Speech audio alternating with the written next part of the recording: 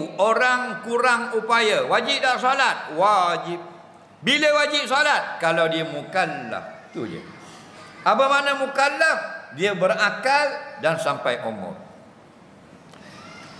Ada tak OKU yang tak sempurna akal? Ada. Tidak wajib solat dan puasa.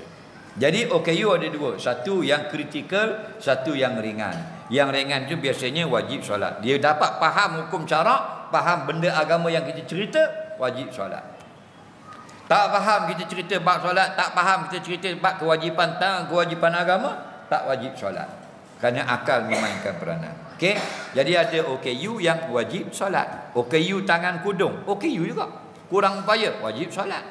Yang tak wajib solat ni OKU bahagian pemikiran. Ada Down syndrome yang sangat lembab, sangat lemah, tak faham apa-apa.